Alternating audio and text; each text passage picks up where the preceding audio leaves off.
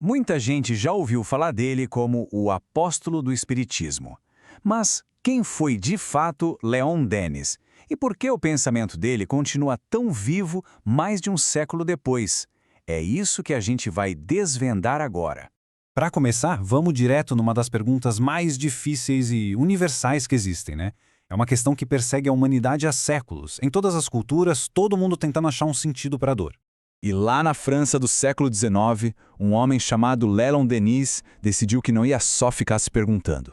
Ele fez da busca por uma resposta a missão da sua vida. Para ele, o sofrimento não era um beco sem saída, mas o começo de uma jornada. Ok, vamos mergulhar um pouco nisso. Para entender as respostas que ele encontrou, a gente precisa primeiro entender quem era esse homem e a época que formou ele. Imagina só, Denis nasceu numa família simples, mas numa era de verdadeiros gigantes. O século XIX foi um verdadeiro campo de batalha de ideias. De um lado, a ciência avançando a passos largos, do outro, a fé sendo super questionada. Foi bem nesse cenário de conflito que a busca dele por um sentido maior começou. E como acontece em muitas grandes histórias, essa busca teve um momento chave, sabe? Um ponto de virada que deu um rumo completamente novo para a vida dele. E essa virada, nossa, não foi algo sutil. Para Denis, a resposta veio como um raio, literalmente. Foi quando ele leu O Livro dos Espíritos, de Allan Kardec. Ele mesmo descreveu como uma iluminação instantânea, como se todas as peças de um quebra-cabeça na mente dele finalmente se encaixassem. E aqui está o ponto crucial. O espiritismo, para ele, não foi só uma teoria interessante, uma filosofia a mais. Agora a gente avança um pouco no tempo para ver como isso se desenrolou. Porque, depois da morte de Allan Kardec, o movimento espírita ficou meio órfão, precisando de alguém para levar a bandeira adiante. Pensa assim, com a morte de Kardec, o espiritismo era como uma sementinha em solo meio seco, muito vulnerável. Denis se tornou jardineiro. Por décadas, como escritor, como palestrante, ele cuidou desse movimento, regou e transformou aquela sementinha numa árvore forte, que espalhou raízes e galhos pelo mundo todo. E foi justamente por essa defesa tão apaixonada e ao mesmo tempo tão lúcida contra o ceticismo da época que ele ganhou esse título de apóstolo. Ele não foi só um seguidor, ele se tornou um dos pilares que seguraram toda a estrutura da doutrina.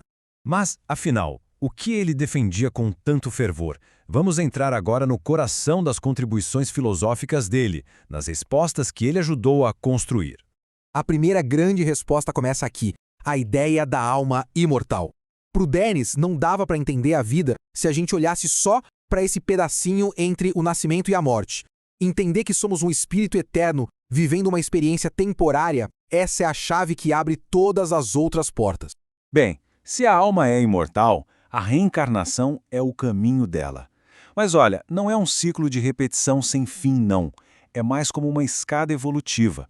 Cada vida é um novo degrau, uma nova chance de aprender, de corrigir a rota, de progredir espiritualmente. E isso nos traz de volta àquela primeira pergunta sobre o sofrimento.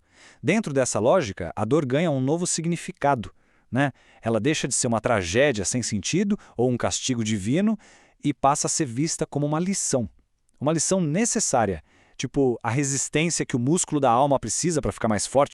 E para deixar tudo isso bem organizado, ele escreveu obras fundamentais. Em Depois da Morte, ele vai fundo nos argumentos sobre a sobrevivência da alma. Em O Problema do Ser, do Destino e da Dor, ele explora o porquê dos desafios da vida.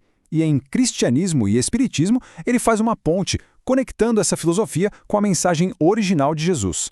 Juntos, esses livros são quase um mapa da jornada humana. E tudo isso, claro, nos leva a um impacto gigantesco do trabalho dele, um impacto que a gente sente até hoje. O legado de Leon Denis é, sem dúvida, monumental. Ele não só ajudou a consolidar uma doutrina, ele ofereceu uma estrutura de pensamento que, até hoje, dá conforto e o norte para milhões de pessoas.